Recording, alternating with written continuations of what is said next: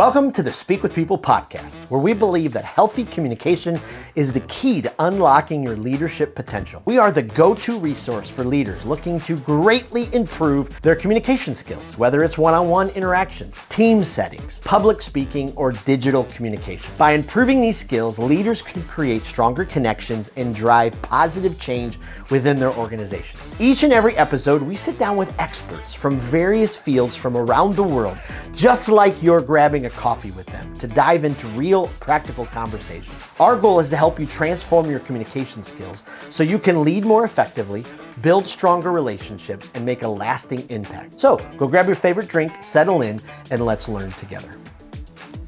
Maybe you've ever wondered why some leaders seem to just more naturally connect or instantly connect with other people in a group or at a conference or in their office. And sometimes people just struggle to even take that first step to connect. How do you lead your team in a way to where you're connecting with each other in authentic ways? These are big topics. We're going to dive into it today on the Speak with People podcast. And I have been waiting for this episode. I've been waiting for this interview literally since the moment I heard this person speak on stage. I did not know them before that moment. They get up on stage, and I'm somewhat of a critical coach for speakers because I want to help people become great. And so you've got to really get me interested if I'm going to, dive in and lean into someone's talk. And Angie Callen did that. She is a world-class communicator on and off the stage. She walks into the room and immediately you feel like, wow, something's going to be different. She brings so much energy. On top of that, she's an award-winning executive coach. She's spoke all over the planet. She's somebody who has had their work featured in magazines and different places that you would know off the cuff. And she is just a phenomenal human being. And it's my privilege to have Angie on the Speak with People podcast. Welcome, and thank you for being a part. Thank you. I got to live up to all that now, huh? Let's do it. Now Absolutely. I think I know how people feel when I read them in, because I do live read-ins on No More Mondays, and they're always like, wow. And I feel like I finally got to see what it feels like. Thank you. You're like, is he going to stop? Is he going to stop? No. I'm just when can I stop smiling and looking sheepish? Oh, I absolutely love it. This is going to be a great interview. Before we hop into some of the questions, kind of tackle the topic, could you give us just, kind of the 30,000 foot view of your story, who you are, what you do, what's kind of got you to this place? The 30,000 foot view of me is that I am a former engineer who loves people. And there's kind of, if you could make it more succinct, I don't really think there is another way, but I did start my career as an engineer, and that should tell you kind of one way I think, but I also am so extroverted and intensely love people that was never a career track that I was going to be able to maintain or sustain. And so eventually the world put me into this space of coaching, which has been one of the most impactful things I could ever imagined and never imagined being able to do, because it's where I get to use, the engineer, analytical, strategic kind of side of me, but relate it to people to help them improve their lives, their work, their communication skills. And so, that's, I would say, a high level. It just goes back to if I'm a former engineer who loves people. And following you online, wow, you're outdoorsy, you're experiencing, so much stuff. Sometimes I get exhausted just looking at your pictures and realizing the hike that you just took. Even I am exhausted by one of those hikes I just took. But yeah, my husband and I are free range adults, which means we don't have children. We have a dog and a cat who is ridiculous and has been sleeping in the bathroom sink today for about 8 hours. And we live in the mountains of Colorado, which was a conscious choice I made at some point in my career and in my life, because I wanted access to the things I love to do that make my life feel whole. And so we kind of do all of them. I have a very spontaneous, adventureful husband who keeps me interesting, because without him, I would just work all the time. So half the content I have, you can really thank Jim for, because otherwise I wouldn't be out there paddleboarding rivers and learning how to mountain bike at age 43 and skiing 50 days a year. And so that's how I balance myself out with, all the fun and travels and work stuff I get to do. Oh, I love it. I love it. And we met at a conference in Orlando back in the fall, and I think we became best friends. I mean, I think we did. I feel like there was that connection there. No, as I listened to your talk and just the energy you brought on stage, like I very much appreciated that, loved how you approached it. And, it definitely stood out because it was like, okay, this is, someone who is kind of stepping into their full self. And so let's kind of kick off. There so many leaders that I talk to. I'm sure you coach leaders who they just don't feel heard. They've been in their job 7 years, 2 years, 10 years, 13 years. I met someone in Pittsburgh a few days ago who been with their company 23 years. And she's like, I probably wouldn't even, people wouldn't even notice if I were gone. Oh, wow. That's an awful way to feel. I know. Yeah, I'm sitting there at dinner and I'm like, oh, wow. But when we authentically connect with people, what for you, what does authentic connection and leadership look like? Why do some people struggle with it? Why does it come harder for some? Kind of walk us through that. I feel like this is the most loaded question to ask me because literally the word authentic is my favorite word from the dictionary. And one of it is because I just don't know how to be anything other than that. And I've always been that way. My parents have always said that. I've just always just been unapologetically me, but not in like an abrasive way. Cause sometimes when you hear that term, you're like, oh, you're just, you go for like the shock factor. It's just, I don't know how to be anything other than Angie and to relate to people in that way. Yep. However, through coaching people at a lot of different walks of life and career, it started to help me get some like sympathy and understanding for why everyone may not be that way and the societal conditions that make us start to feel like we either need to posture or do something different to like live up to somebody's expectations. Ooh. And I think that can often get in the way of natural connection, natural communication, and how we would just normally show up in the world if we didn't feel like we were conditioned to otherwise. Absolutely. Not to do a shameless plug here on my, I guess on my own podcast, but my book will be coming out this year. Speak with people, not at them. And in one of the chapters on authenticity, because it's such a giant part of your communication, I write about this woman who I met when I was 19 years old. I was working in a restaurant and it was her first day as a waitress. And I'll never forget being in the back of the restaurant and the back door opens and in comes Sheila, like she had been there forever. She's eating a sandwich. She walks in. She's like, hey, it's my first day. Where should I go? I'm like, who does that? Like, first of all, you walked in the back door. That's so baller. Like, it's your first day. Go in the front, show a little first day respect. But that's the authenticity factor of just showing up, who you really are. I mean, it's just so incredibly important. So many people, we try to put this mask on and we're just going, okay, I don't want them to know the real me, but I got to try to pretend to be a me that they will want to talk to when they should just be the real them. Because there will always be a barrier in connecting with people if you're trying to be something other than you naturally are. And one, it's because people can perceive and pick up on that, even if it's very subconscious.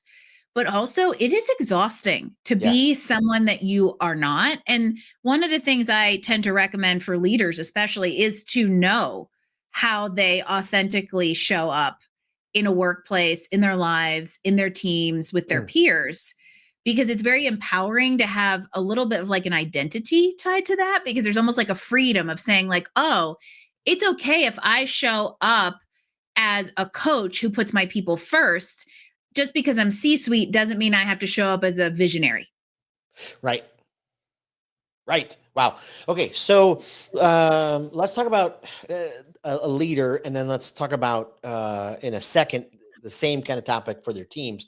But what are some of those common communication mistakes that leaders make when we kind of break that connection? The things that we do that inadvertently or self-made, we put in the way of making those connections happen. I will go give you a shameless plug for your podcast. So to go back to, what Jason said when we first came on, when you go to an event and the person who you thought was the best speaker in the room comes up and tells you were the best speaker in the room, you know that you just made a best friend. And when I looked at your shirt and I saw Speak with People, I was like, oh yeah, this guy's my jam. And ultimately, I think that's what this comes down to. It's just that simple, is that speak with your team, not to them and not at them, Mm. you can still lead a team while being vulnerable. I think that's a really important word to bring to the table here, because Wow.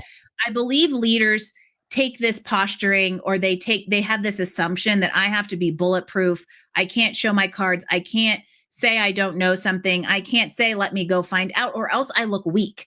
Vulnerability in this society is perceived as a weakness, when actually I believe it is a leadership strength, Wow. because it makes you real and relatable. Mm. That was really good, wasn't it? Phew. Sometimes I just surprise myself. I'm telling you, when we clip this, Opus is going to love those clips. We're going to have 25.99s. That's powerful. But it's But it's very true. It is. And I don't know if it's an age thing. I don't know if you got to fail enough. I don't know if you've got to, have your pride adjusted enough, but vulnerability causes people to lean in. I mean, there's a reason, right? Especially as a speaker, when you're in front, then you start telling a personal story about a time that you didn't, succeed. People are like, oh, but to lead that way, especially if you're leading a team, I mean, it's just beyond powerful. I feel like I've been having a lot of conversations lately about that core message and all the things that feed into it. Perfectionism, right? We think we have to show up and be perfect for our teams, perfect for our work environments. Ain't nobody perfect. We were made that way. And I think that also contributes to the vulnerability, and that idea that failure actually makes us better and improves us, and it doesn't make us worse. It is exactly that, because I think you get a little bit more conditioned each time you go through a challenge to make the next challenge not feel so heavy, right? The threshold of what you're able to bear actually increases each time you're put through a challenge, or each time something doesn't go your way. And what you get out of that is learning. I really wish we could while authenticity is my favorite word in the dictionary, failure is my least, because it really, I once heard somebody, I will not take credit for this, I can't remember who said, a human, it cannot be a failure. Failure is a verb, to fail, not a noun or a state of being. And as soon as you can wrap your head around that fact, you can let go of the fact that, like, okay, I failed in this moment and in this thing, but in that failure, I took something out that's going to help me in the future. And I think that's really powerful. And the life experience component is totally, totally true. I was talking to a client the other day who, she just crossed the 40 threshold. And I said to her, I was like, I'm with you. When I crossed the 40 threshold, I just had less what's to give. And I don't know if it's because you start thinking, like, I'm halfway through. Am I going to deal with the same stuff as I did the first half, or am I going to empower myself and use the self-awareness that you've built over the years to your advantage going forward? And I think it helps you just embrace authenticity a little bit more. Oh, absolutely. I've been blessed. Many of the trips that I get to go on, my 20-year-old son has been able to travel with me, and it's just, I'll be 50. I'll be the big 50 in September. And yeah, I mean, I just not giving the two what's, like, so often, I'm just like, well, I'll just say it. And he's just like, why are you saying that out loud? And like, guess what? Somebody else is probably thinking it. And 100%. There is a way to say the things that everyone is thinking. I like to call myself tactfully direct. There is a way to give your opinions, to voice, to be heard, to go back to the client who feels unheard. I would venture to say it's likely because she's trying to be heard instead of just voicing true, honest opinions for fear of how they'll be received. There is a way to be tactfully direct, to be kind and truthful. There is a way to do this and be human, which I think is a really important word when we talk about authenticity. Is I feel like we forget that we are all humans living on this world. We are sentient beings with emotions and feelings. Yep. And empathy is lost. And if you can bring that to the table, if you bring that to leadership along with vulnerability, the whole ecosystem and the tone and the culture of your communications will change, and people do lean in. Yeah. So not to get too deeply philosophical and, crazy futuristic. Wow. What's coming next? Let's do it. But let's get crazy philosophical and deeply futuristic, Jason. That'd be one heck of a name for a podcast. People might listen to that. I want to come up with the acronym for that, but my mind isn't working that quickly at this moment. I'd have to get a bigger mug because it would have to fit across. So good. Oh, but do you think the lack of empathy, because I see it all over the place. People talk to it. I feel it more. And I'm a feeler. I'm a 4 on the Enneagram. Like I can feel people's emotions from a mile away. Do you think the lack of empathy is because, and this is where the future part comes into, or the philosophical, because we are bombarded all of the time with, I mean, we know it within seconds of that DC flight yesterday. We know, the wildfires in California. I mean, we are bombarded with tragedy, with mistakes, with politicians, with, everybody online saying one thing and this person. I mean, it's nonstop. And so in your professional opinion, your thought as you coach people and lead, does that consumption help drain some of the empathy? What do you think are some of the causes of that? I actually wonder if I feel like that's maybe one cause, or is that a symptom of something greater going on? And what I mean by that is we are totally overstimulated. And so I do think in some cases that makes people run the other way. But I also think, I don't know if it's the very nature of the overstimulation or the mechanisms that allow us to be overstimulated, i.e., instant gratification via social media, the perfection we see on social media that has allowed and made way for this, like, look at me culture that perpetuates a sense of selfishness that, not to dog on younger generations, is a little bit of a perfect storm, because we also know younger generations have been a little bit entitled in how they were raised. And all of a sudden now we're looking at this like, wait a minute, we're so concerned with ourselves and what people think of us that we forget to be open and empathetic and understanding of what someone else might be going through, or that they may have a different view than us. And that is okay. And I feel like the philosophical is not the P word we got to worry about here. It's the political. And I'm going to stop in a sec. I'm going to stop so we don't go there. But we're seeing that from very influential levels around the world, of this idea that you don't need to be empathetic and that you can hate people. And that is not what we are taught. That is not what we are supposed to do on this planet. Yeah, absolutely.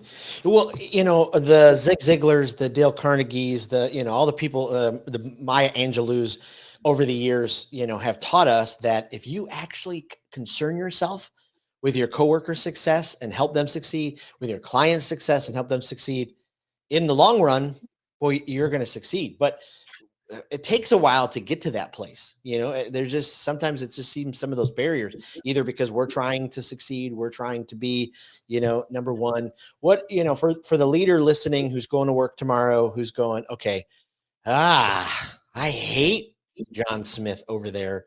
I don't want him to get the promotion. I want it.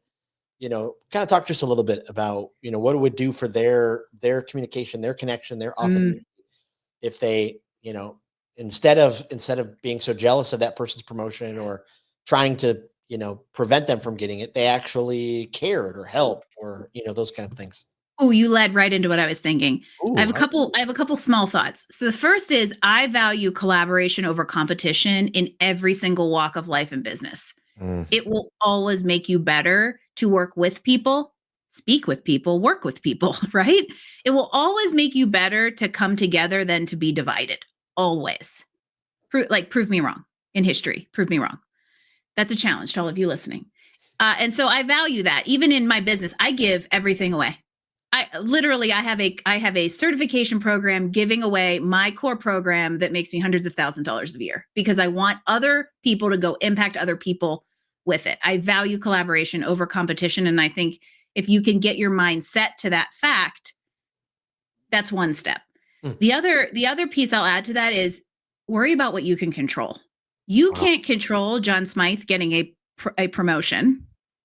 However, you can control your response to it. You can control your work ethic. You can control your own performance, and you can control the conversation that you have with the boss giving that person the promotion in order to be considered for the next one. Yeah. Ooh, that's so good. My 20s, boy, seems a little far away ago. And before I finished that thought, I wanted to go back, because one of the things that blew me away about your website was just how many of those incredible free resources. Like, I actually sent my 25-year-old daughter to it, because I'm like, go check this out. There are incredible resources here to help your career. I was like, so I'll make sure that we put, all your website and everything in the show notes, and we'll talk about that more at the end. But I was just, blown away by that. But in my 20s, I was just, man, my head could barely fit through a door frame because I thought, I am I'm the shit. Like, look out, here I come. And, it only was when I had a couple of pretty good humbling moments that I was like, Yeah. okay, Yep. like I am not, and it's not going to hurt me to help somebody else succeed. And this season of life, there is just nothing better. I love to speak on a stage. Absolutely love it. But there is nothing better than helping somebody who was once afraid, kill it on the stage, somebody who, didn't know how to put together a clear talk, who was able to do, all of those different kind of things. Boy, the joy and satisfaction that Yes. come, incredible.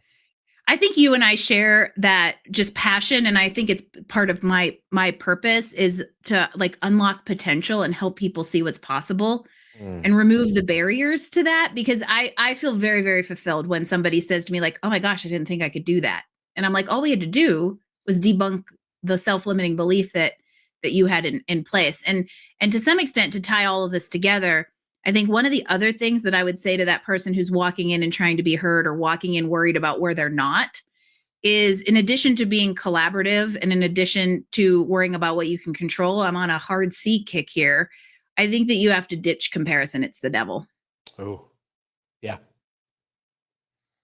Yeah. And I'll also respond to you in the humbling thing, because I feel like, in my experience, it's funny. I've been having this conversation with a lot of people too, is that like, for those of us that have found our message, it's like we had to go through rock bottom to get there. And I like to believe you don't necessarily have to go through rock bottom to get there. However, we just keep getting that reinforcement, because, I had some humbling moments is an understatement. It was basically God saying, you are going down right now because you're not listening to me. And you're going to get put in that place.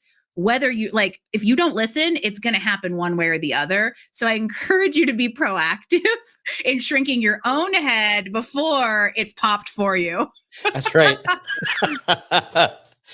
Yeah, it's fun looking up from being knocked down. Boy, I'll tell you, if you could do that, it's just absolutely amazing.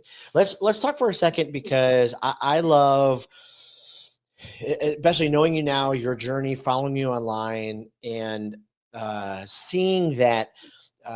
This is my perception. We've never talked about this, so I'm just guessing, but I'm guessing self-care is probably pretty important. Knowing some of the adventures that you guys go on, just where you live, what you're able to see and do, how important is it for leaders to make sure they're investing in ourselves, especially when we do want to show up as our authentic self and connect and do those kind of things. Ooh, I'm glad you asked me this question, because I haven't never thought about the answer to it. But I kind of have an interesting thought on it. For me, the number one thing I ever did for my own self-care was be in a physical place that fed me. And that was moving to Colorado. My move to Colorado 16, 17, however many years ago it was, I was living in Boston. My move here was a huge catalyst to my own self-discovery journey. And my first career change, that was the first seed to my initial entry into coaching. And it just put a lot of things into motion that I know I never would have been the whole authentic human I would be if I didn't have this sense of place. And I think that's like deeply important to your self-care, because I actually don't have to focus on self-care that much, because I'm immersed in it. And we've built our lifestyle around it to the point that I don't have to go, oh man, I need to take a mental health day, because I know that's what Friday is. Friday is adventure day. Friday is ski day. We're actually going to go drive out to the desert and go mountain biking this weekend because it's warm and hasn't snowed, right? So we maximized our access to the things that we love to do, so that we can have a lifestyle in place of like a self-care routine that's otherwise forced. Wow. That's absolutely incredible. I mean, all week long, right, we experience these moments that just suck and drain the life out of us. And, if we maximized our access to the things that keep filling us up, what would our life look like? I mean, that's absolutely incredible. What are some of the things when you coach the leaders who go through your coaching programs, for, is there anything self-care wise, physically, emotionally, spiritually, any of those practical habits that every single day, hey, make sure you're keeping your eye on this, those kind of things? It varies from person to person, and I think situation to situation, and what the and challenges that people are facing. But things that I frequently give people are like very specific journaling exercises. I am not a natural sit down and journal. Please refer to former engineer who loves people. However, if given a prompt, I'm very, very good at thinking through and doing things like that. And I think that's good for people to like reflect. I've told people to get outside, go for a walk, turn off.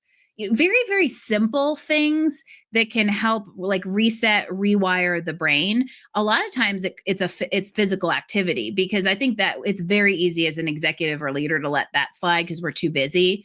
But bringing that back in and really focusing on balancing the whole human, so that Mhm. you're not only just a working machine, but that you have the stamina to be the working machine that you do, and various mechanisms that can help people lean into that. I'm a Yeah. huge, in case you haven't noticed, I recommend lots of books to people. I have one of my business clients who's like, I just tell him to read books all the time. He's like, you think everything can be solved in a book? And I'm like, pretty much can. Like, it pretty much can. Pretty And much. so those are also some of the resources that have definitely helped me get through places, of challenge or crossroads. And so those are some of my favorite resources too, or just, read a good book. Yeah. Yeah. Imagine where our leadership, our life would be if we put the same amount of energy into self-care, filling up our cup that we did the preparation that goes into a presentation, or, getting, I mean, some of those kind of things. It's like Yeah. a badge of honor sometimes. I worked 60 hours this week. I'm so busy. Oh, did you need to? Like, could you have taken a day where you could go explore, or are you walking every morning? Are you running? Are you, doing those things that just fill you up?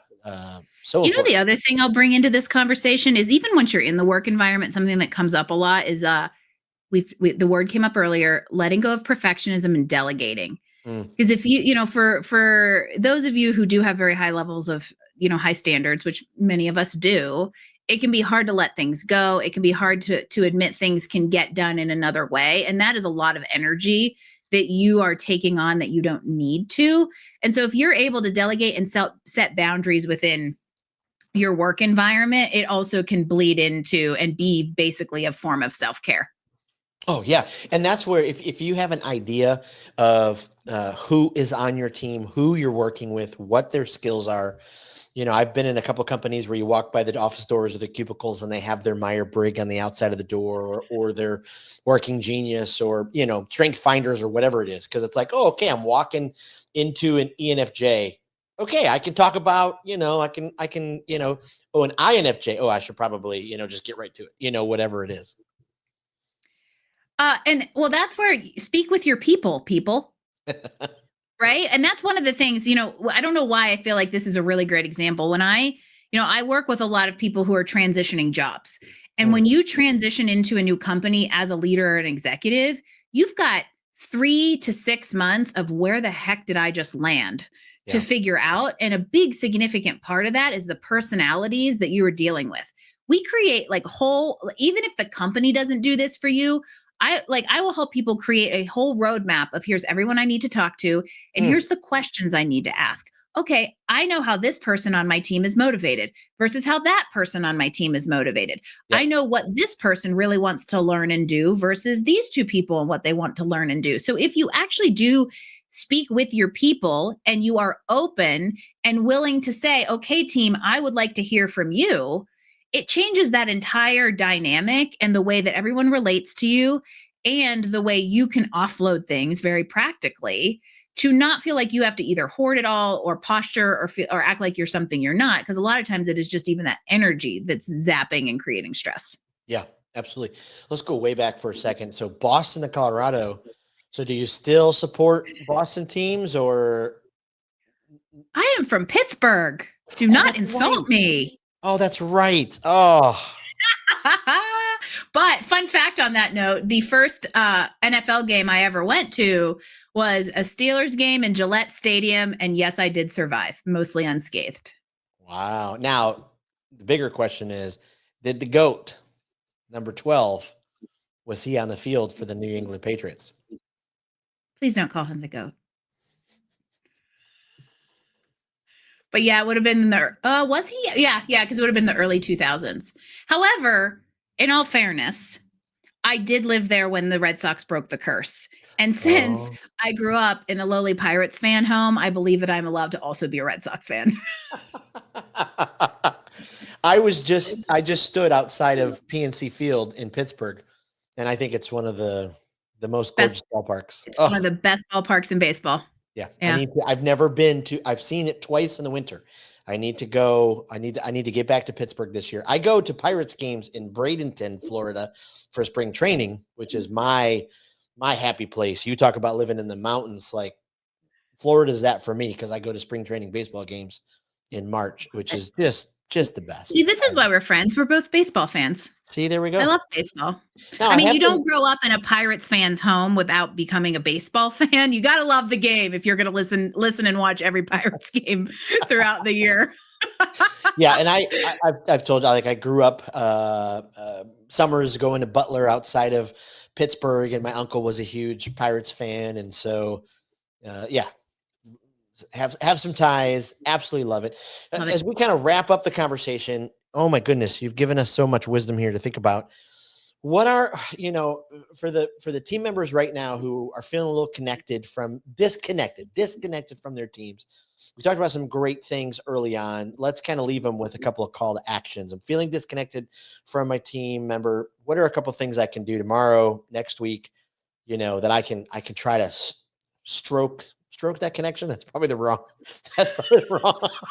Wait. Stoke that connection. Fortify the connection.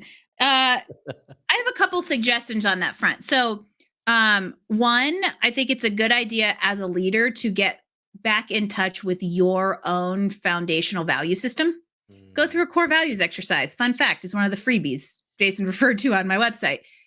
And I would even go so far, and this depends on how disconnected from your team you feel, have each member of your team go through that. Because understanding why people are motivated and their core value system can be very, very empowering to them feeling seen and heard, and you also having greater insight into them.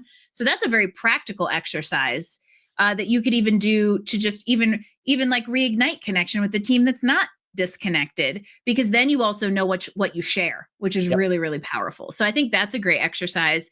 And the other thing that I would recommend, even in addition to that, or if you're in a very fragmented situation, is sit down with your people and give them a space to be heard. Let them voice what they think is working, what's not working, what would they like to see, how do they think things are looking. Be vulnerable with them is my biggest recommendation. And don't fear. You have only something to gain from sitting down and doing that, and nothing to lose. Wow. Just brilliant. Really appreciate it. Before I let you go, we ask every guest 3 questions at the end of every episode. We're building this online library for leaders to go to get new ideas, new books, new podcasts, all that kind of stuff. So is there a speaker that you regularly listen to, or maybe you heard their TED Talk or whatever it is, but you just, every time you've listened to them, they blow you away, you recommend them to somebody else? Who is somebody in that category for you? Ooh, now I want to turn around and look at my bookshelf. I am a big Hal Elrod fan. Now that said, I don't not from a speaker so much, but I really enjoy what he brings to the table from a writing perspective. The 2 favorites that stick out in my mind are the morning routine, or the Miracle Morning. And there's various versions of that. The Miracle Morning for Entrepreneur, which is a morning routine and structure, which once I started doing really made a difference in me feeling like I was in control of my world when it was super, super busy. And then he also has the Miracle Equation, which is kind of the new version of Think and Grow Rich. Boy, I love that. If you're a podcast listener, is there a podcast that either guilty pleasure that just, I can't wait to listen to? Is there a development podcast that you highly recommend other people check out? Am I allowed to say No More Mondays? Of course. Just kidding. So No More Mondays is my podcast. Guy on the other side of the screen will be there soon. But my favorite podcast is Science Fridays. former engineer who loves people.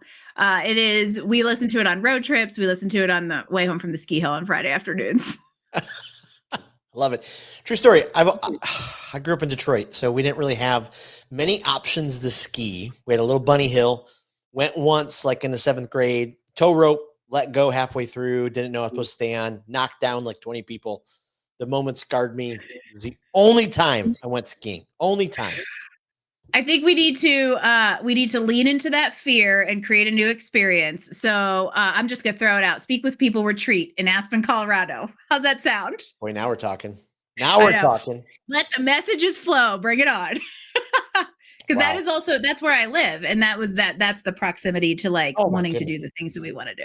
My first world problem is I have to drive 40 minutes to ski in Aspen 50 days a year. It's my first world problem, Jason. Wow. And so for me on my end, it's I could drive, 40 minutes and I'm at the Gulf, and it's like, oh, okay. Yeah. Yeah. You know how that feels. Yeah. Same kind of thing. But now all of a sudden I've got all these ideas now. I mean, would it be awesome to do a communicators retreat up there? Whew. Okay. Well, TBA. We're going to have to talk about it. Okay. Tell our listeners where they can find you online. What's the best place to connect with you? LinkedIn is the best place to connect with me. It is my platform of authority. And if you would like to hear more spouting off and pictures of Taco Cat in the sink, you can follow me along there. He and Steve the dog make regular appearances on LinkedIn and somehow tie back to some sort of leadership lesson. And then if you want to, the freebies and you want to just find out more about the business, careerbenders.com is the place to go. Boy, I love it. This was incredible. I so appreciate how you communicate, how you show up to the world, how much you add value to people around you. So thank you so much for this time, and appreciate you being on the podcast. Thank you for having me. Thanks for tuning in to today's episode of the Speak with People podcast. It means the world to us when you share this episode. Thanks for liking, subscribing, or following the podcast. That really does help the podcast get into more ears and into more leaders listening. Also, don't forget, we have 2 exciting resources for you. The first is go to Facebook and join the Speakers Group. This is a community designed for leaders who want to grow their communication skills. Also, go to speakwithpeople.com/skills library to access the Communication Skills Library. It is an online resource chock filled with resources that will inspire you and transform you and grow your communication skills. Thanks again for being a part of the listening community. We cannot wait for the next episode.